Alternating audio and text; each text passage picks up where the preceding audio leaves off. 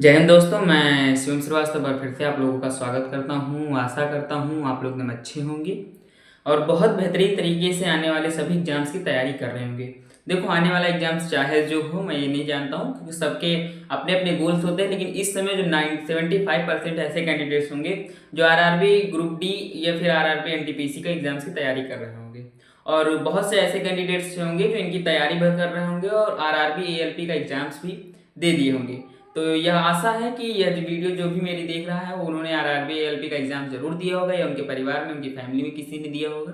तो ठीक आप लास्ट तक वीडियो ज़रूर देखिएगा और लास्ट तक आप लोगों को जाते जाते बहुत सी जानकारियाँ देने वाला हूँ। बहुत सी जानकारियों के साथ कुछ अपडेट्स भी बताने वाला हूँ। रिजल्ट की डेट मैंने बहुत पहले से कह रखी है कि 20 मार्च तक आप लोगों का जो है सीबीटी 2 होने वाला। आप मेरी वीडियोस तब देखिए जब नोटिफिकेशन नहीं आया था, तब भी मैं यही कह रहा था कि 20 मार्च के आसपास आपका सीबीटी 2 एग्जाम होगा। ठीक है, तो वैसा है, कुछ अपडेट निकल के आया है। बिना किसी देरी के वीडियो शुरू करते हैं और वीडियो अच्छी लगे तो लाइक करिएगा, चैनल पे नए हैं तो सब्सक्राइब करिएगा और वीडियो में एक प्यारा सा कमेंट जरूर करिएगा। ठीक है, आप लोग जैसे कमेंट करते थे तो उन पे मैं खरा उतरा हूँ और आगे की चीज़ें उन पे उन्हीं हिसाब से मैं करता रहूँगा।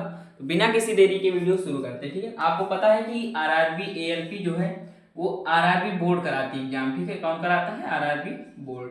ये तो बेसिक चीजें हैं, ये चीजें आपको वैसे भी पता है, ये जीके की चीजें हैं। कभी कभी ये भी क्वेश्चन आ जाता है कि आरआरबी द्वारा लिए गए एग्जाम्स को कौन बोर्ड कंडक्ट करता है, सारी क्वेश्चंस आते रहते हैं। एएलपी 2025 रिजल्ट के बारे में जो अपडेट आई वो बहुत बड़ी अपडेट है और ये अपडेट एक बेहतरीन तरीके के साथ अपडेट आपको मिलकर निकल के आई है। क्या चीजें हैं, रिजल्ट डेट कौन सी आ गई है, रिजल्ट डेट का क्या होने वाली ये भी मैं बताऊंगा। नोटिस से क्या क्या प्रूफ हो रहा है, नोटिस से क्या क्या क्लियर हो रहा है, क्या क्या चीजें छुप रही है और क्या क्लियर हो रहा है, वो सारी चीजें मैं बताऊंगा। ठीक है, ये पूरा स्ट्रक्चर मैं बनाकर लाया हूँ। इस स्ट्रक्चर को अगर मैं आपके सामने बनाता तो टाइम बहुत वेस्ट होता, इसलिए पहले बना दिया हूँ। इस स्ट्रक्चर को भी समझाऊंगा। उसके बाद अगर मैं बात करूँ आरआरबी एएलपी में पद कितने थे, 18,799। ठीक है, एक पद कम था, वरना आपके एक पद क्यों ज्यादा कम था, 1900 18,800 हो जाते, लेकिन 18,799 है। ठीक है, आवेदन की बात करूं तो 19 लाख आवेदन है, जिसमें से प्रेजेंटिंग मात्र 13 लाख। ठीक है, अगर मैं कहूं तो लगभग 6 लाख कैंडिडेट्स ने यहाँ पे एग्जाम छोड़ा। तो इससे क्या प्रूफ होता है? 6 लाख में अगर मैं बात करूं, आप लोगों इनके लिए तो सीट वैसे भी अरेंजमेंट कर दी गई होंगी, क्योंकि जब इन्होंने पैसा दिया 500 रुपए पड़ता है एलपी का, उन्होंने पैसा दिया तो इनके लिए सीटें अरेंजमेंट की गई होंगी। अब ये 6 लाख सीटें तो वैसे भी खाली होगी, समझ लीजिए इनसे कोई मतलब ही नहीं। आपको मतलब कितने से? 13 लाख से। ठीक है, सीबीटी फर्स्ट जो है, सीबीटी फर्स्ट जिसका रिजल्ट आप लोगों का आने वाला है, उसमें जो कैंडिडेट्स हैं कितने पास होंगे, पास की बात कर रहा हूँ, 2,81,985। कितने होंगे? 2,81,985। तो अभी के लिए आप ये मानिए कि आपके पास वैकेंसीज इतनी है, 2,81,985 अभी के लिए। ठीक है, मान लीजिए, एक बार मान लीजिए, फिर बताता हूँ।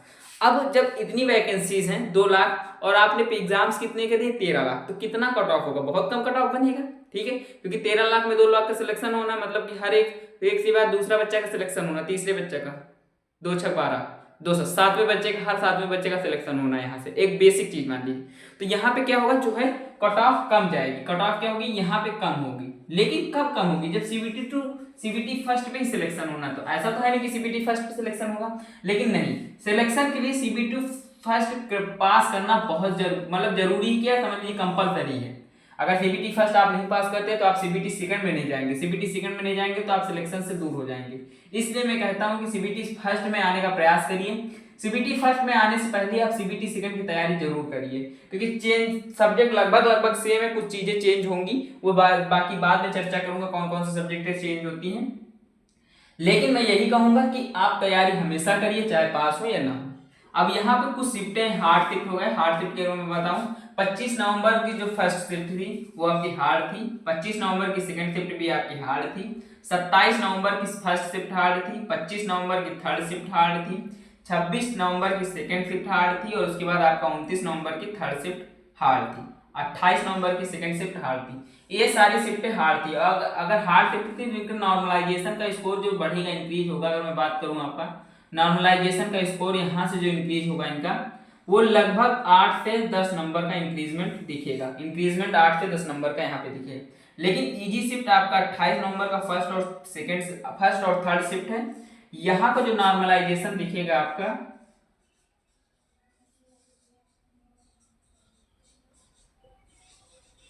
यहाँ का जो नॉर्मलाइजेशन दिखेगा वो लगभग 6 से 7 नंबर का नॉर्मलाइजेशन दिखेगा। तो मैंने आप लोगों को नॉर्मलाइजेशन भी समझा दिया है और बहुत सी जानकारियां दे दी हैं, ठीक है। अभी मैं रिजल्ट डेट भी लास्ट में आपको चलूंगा, उससे पहले मैं आप लोगों को रॉ मार्क कट ऑफ बता देता हूँ। ये जो कट ऑफ है वो सीबीटी सेकेंड की है, सीबीटी सेकेंड की है, ये फर्स्ट की नहीं होने वाली। तो ये चीज याद रखना, सीबीटी 2 जो सीबीटी सेकेंड का है या सीबीटी 2 का है उनकी कट ऑफ है, ठीक है। तो अब एक चीज को बारीकी से समझते हैं, चीजों को बारीकी से समझेंगे तो बहुत आसान तरीके से आपको समझ में आएगा।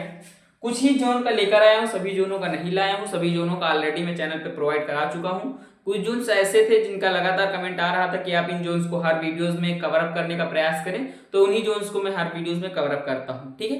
वैसे मेरा इस वीडियो का मेन टॉपिक केवल रिजल्ट डेट बताना था, क्योंकि जो चीजें मैंने बताई थी वो लगभग सही होती जा रही हैं। जो चीजें मैं बहुत पहले से बता रहा था वो सारी चीजें आपकी सही होती जा रही हैं, ठीक है। अगर मैं बात करूँ जनरल की बात करूँ इलाहाबाद, तो जनरल में आपका इलाहाबाद में 39 जाने वाला है। एक मिनट, यू आर इधर लिख दिया है, यू आर ओबीसी ईडब्ल्यूएस ठीक है, वो गलत हो गया था, इधर लिख गया था यू आर, बाकी सारा सही है, ठीक है। इलाहाबाद की बात करूं तो जनरल में 39, ओबीसी में जो जाएगा 36, ईडब्ल्यूएस में 35, एससी में 32 और एसटी में 29, ठीक है।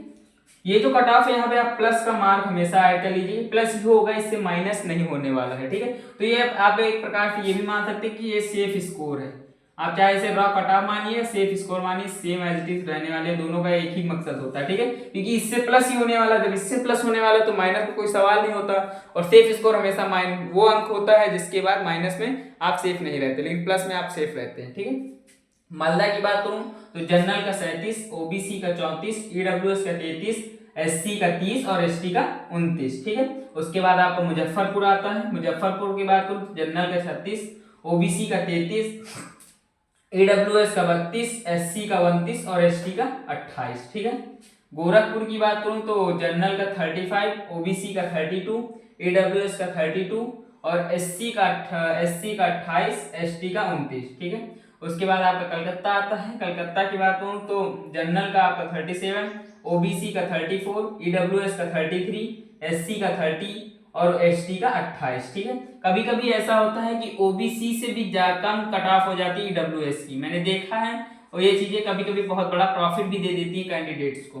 तो हमेशा अगर ईडब्ल्यूएस सर्टिफिकेट आपके पास है तो ईडब्ल्यूएस का प्रयोग करिए, क्योंकि ईडब्ल्यूएस बनता ही उनका है जो आर्थिक रूप से कमजोर होते हैं। 10% की छूट मिलती है तो वो प्रॉफिट आपको देगा। इसीलिए हमेशा ईडब्ल्यूएस, अगर आप जनरल कैटेगरी की हैं, क्योंकि जनरल में ईडब्ल्यूएस होता है, अगर उसके कैटेगरी है तो उसमें आप जरूर ईडब्ल्यूएस का प्रयोग करें। अगर है आपके पास, नहीं है तो कोशिश करिए बनवाइए, ठीक है। उसके बाद भोपाल की बात करूँ, भोपाल की बात करूँ तो जनरल का 36, ओबीसी का 33, ईडब्ल्यूएस का 32, एससी का 29 और एसटी का 27 के आसपास स्कोर दिखेगा के प्लस में। हमेशा सारी जोन में प्लस में बताता हूं, कभी भी माइनस की बात नहीं करता हूं, ठीक है। अहमदाबाद की बात करूं तो जनरल का 34, ओबीसी का 32, ईडब्ल्यूएस का 31, एससी का 28 और एसटी का 27 रहने वाला है। आपका गुवाहाटी आता है। गुवाहाटी की बात करूं तो जनरल का 36, ओबीसी का 33, ईडब्ल्यूएस का 32 और एससी में आपका 29 और एसटी में 28, ठीक है। उसके बाद आपका भुवनेश्वर आता है। भुवनेश्वर की बात करूं जनरल में 38, ओबीसी में 35, ईडब्ल्यूएस में 34, एससी में 31 और एसटी में 28, ठीक है। उसके बाद आपका बिलासपुर आता है। बिलासपुर में जनरल का 36, ओबीसी 33, ईडब्ल्यूएस 32 और एससी का 29, एसटी का 26, ठीक है।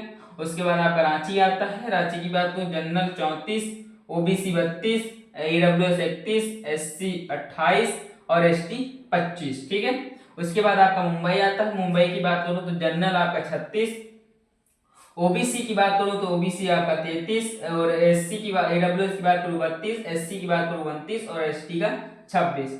चंडीगढ़ की बात करूं तो 33 जनरल का और ओबीसी का 30, ईडब्ल्यूएस का 30, एससी का 26 और एसटी का 24 रहने वाला है। ये स्कोर जो है ये रॉ कट ऑफ और सेफ स्कोर दोनों है। तो आप कभी मत घबराइएगा कि ये इससे मेरा कम है तो नहीं होगा, ऐसा नहीं है। कोई भी एग्जामिनर, कोई भी कैंडिडेट्स, कोई भी टीचर कभी करेक्ट कट ऑफ नहीं बता सकता, क्योंकि केवल वो अपने अनुभवों का प्रयोग करके एक सही और अपने अनुभवों के द्वारा जितनी भी जानकारी एकत्रित होती है सोर्सों के द्वारा, उसी पे कट ऑफ बताता है। ठीक है, तो मेरे सोर्स के द्वारा जो कट ऑफ एकत्रित हुई थी यही है। तो अगर कम भी है तो आप आत्मविश्वास मत हारिए, CBT 2 की तैयारी करिए, क्योंकि तैयारी जो होती कभी व्यर्थ नहीं जाती, कहीं ना कहीं यूज आती है। ठीक है, अब रिजल्ट के बारे में थोड़ा चर्चा कर लेते हैं, फिर वीडियो से विदा लेते हैं। ठीक है, मैंने आज से लगभग 15 दिन पहले एक वीडियो बनाई थी, 15 दिन के पहले ही समझ लीजिए, और 20 दिन मान लीजिए। ठीक है, उसमें मैंने एक बात कही थी कि अगर आपका रिजल्ट 20 फरवरी को आ रहा है, ठीक है 20 फरवरी को, तो CBT 2 20 मार्च को होगा। कब होगा? 20 मार्च को। ये बात मैंने कही थी। ठीक है, 20 मार्च को होगा। ये आप प्रूफ के लिए आप मेरी पुरानी वीडियोस या फिर मैं डिस्क्रिप्शन बॉक्स में उस वीडियोस को लगा दूंगा, आप जाकर देख सकते हैं। ठीक है, तब होगा। तो अभी तो ना आपका 20 फरवरी आया है, लेकिन 20 मार्च की 19 मार्च को आपका डेट आ गया है कि 19 मार्च को CBT सेकंड होगा। ठीक है, क्या होगा? CBT सेकंड होगा। ये डेट कंफर्म कर दी जा चुकी है कल के परसों, कल के नोटिफिकेशन में जो RRB ने जारी किया था। ठीक है, अब क्या 20 फरवरी को आपका रिजल्ट आ रहा है? रिजल्ट देखो, 20 फरवरी को अगर रिजल्ट नहीं भी आया, फिर भी 19 मार्च को आपका एग्जाम होना है, तो मैं दावे के साथ कह सकता हूं कि इस फरवरी माह में आपका रिजल्ट आएगा। ठीक है, माह में रिजल्ट वैसे आ तो जाएगा 20 फरवरी के आसपास, इसी डेट के आसपास आएगा, ये भी कंफर्म है। ठीक है, आसपास। तो मैं हर बार यही कहता हूं कि अनुभव बहुत रखता हूं, बस थोड़ा सा भी उस लेवल में नहीं पहुंचा हूं जिस लेवल में आप देखना चाहते हैं। लेकिन जब मैंने ये चीजें बताई थी तो आप लोग मजाक बना रहे थे, अब वही बातें सही हो रही हैं। आप जाकर उस वीडियो को देखिए, मैंने एक नहीं 2 से 3 वीडियोस में उन टॉपिक्स को क्लियर करने का प्रयास किया है, क्योंकि मैं भी कुछ चीजें हैं जो करके लाता हूं तभी आपको बताता हूं। ठीक है, मेहनत करता हूं तो चीजें क्लियर होती हैं। तो आशा है और उम्मीद है वीडियो पसंद आई होगी। ऐसी ही वीडियोस लगातार चैनल पर अपलोड होती रहेंगी। मिलूंगा नेक्स्ट वीडियो में, तब तक के लिए धन्यवाद।